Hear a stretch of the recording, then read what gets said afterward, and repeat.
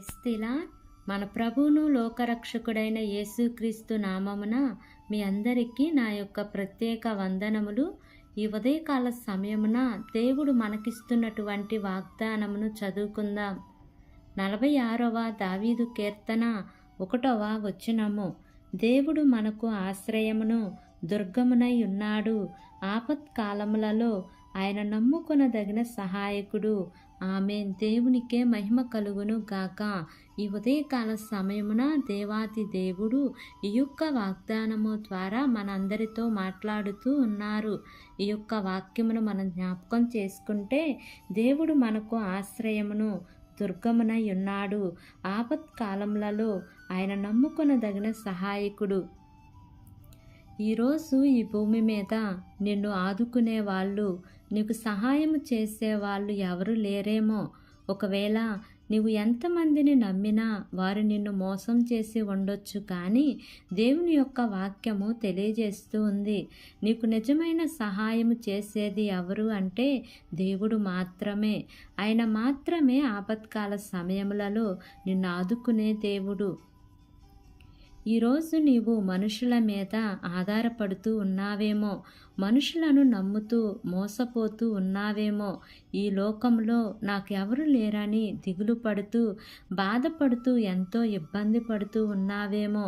నా దేవుడు ఈరోజు నిన్ను పిలుస్తూ ఉన్నారు. నేను నీకు నమ్మదగిన సహాయకుడను, నేను ఆపత్కాలంలో నమ్మదగిన సహాయకుడను నేను అని దేవుడు నిన్ను పిలుస్తూ ఉన్నారు.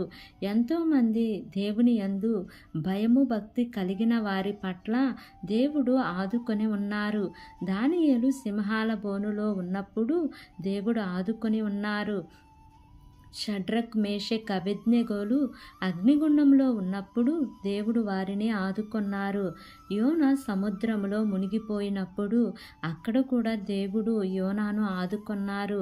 దేవుడు దావీదుని ఆదుకున్నారు. అనేక మంది భక్తుపరులను దేవుడు ఆదుకున్నారు. ఈ ఉదయకాల సమయమున ఈ యొక్క వాక్యము వింటున్న ప్రియ సహోదరి సహోదరుడా, నీ యొక్క కష్టాలలో నుంచి, నీ సమస్యలలో నుంచి నిన్ను కూడా ఆయన తప్పక ఆదుకుంటారు.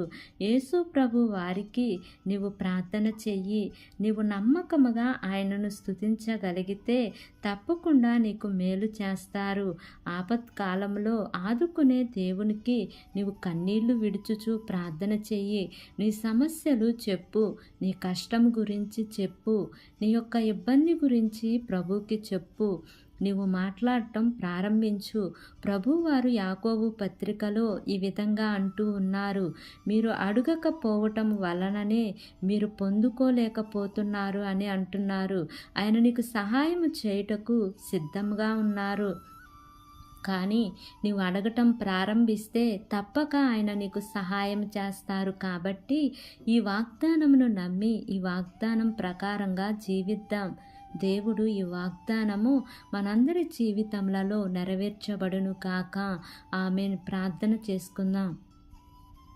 ప్రేమ కలిగిన యేసయ్యా, కృప కలిగిన దేవా, నీకు వందనాలు తండ్రి, నీకు స్తోత్రములు ప్రభా. ఇంతవరకు నీ కృపలో మమ్మల్ని కాచి కాపాడిన విధానాన్ని బట్టి నీకు వందనాలు ప్రభా. ఈ ఉదయకాల సమయమున మీరు మాకు ఇచ్చినటువంటి ఇట్టి వాగ్దానాన్ని బట్టి నీకు వందనాలు ప్రభా. అయా తండ్రి, నా ప్రభా, ఈ వాగ్దానం వింటున్న ప్రతి ఒక్క బిడ్డ జీవితంలో యేసయ్యా ఈ వాగ్దానాన్ని నెరవేర్చమని అడుగుచున్నాను తండ్రి. అయా ఈ లోకంలో మేము ఎంతమందిని నమ్మినా కానీ మమ్మల్ని అందరినీ మోసం చేసే వాళ్ళే, కానీ మీరు మాత్రము మాకు నిజమైన సహాయం చేసే దేవుడవు నీవే ప్రభా. అయా మా ఆపత్కాలములలో మాకు సహాయకుడవు నీవే తండ్రి. నీ సహాయము మాకెంతో అవసరమో ప్రభా. నీ సహాయం మాకు దయచేయండి తండ్రి. అయా ఈ వాక్యమును విని ప్రార్థనలో ఏకీభవించి నీకు మొరపెట్టుచున్నారో తండ్రి, ప్రతి బిడ్డను జ్ఞాపకం చేసుకోండి అయా. వారి ప్రార్థన ఆలకించి వారికి తప్పక నీ సహాయాన్ని దయచేయమని మిమ్మల్ని వేడుకుంటున్నాను ప్రభా. ఈ ఉదయకాల సమయమున మీరు మాతో మాట్లాడుతున్న విధానాన్ని బట్టి నీకు వందనాలు ప్రభా. మా దేశాన్ని, మా దేశ ప్రజలను జ్ఞాపకం చేసుకోండియా. వారికి మంచి ఆరోగ్యాన్ని ఇవ్వండియా. వారు ఏ పని చేసినను సఫలతను మీరు వారికి అనుగ్రహించండి ప్రభువా. వారి ప్రయాణాల్లో తోడుగా ఉండండి ప్రభువా. ఈ దినము నూతనముగా ప్రారంభిస్తున్న ప్రతి కార్యక్రమంలో యేసయ్యా మీరు ముందుండి నడిపించండి దేవా. అయా నీ బిడ్డలు నాయన చేస్తున్న ఉద్యోగమును, వ్యాపారమును, చేతి పనులన్నిటిని కూడా మీరు ఆశీర్వదించండి ప్రభువా. నీకు స్తోత్రములు చెల్లించుకుంటూ నా ప్రార్థన ఆలకించమని నజరేయుడైన యేసు అతి పరిశుద్ధ నామమున అడిగి వేడుకొని పొంది ఉన్నాము తండ్రి. Amen, amen, amen. Praise the lord. God bless you all.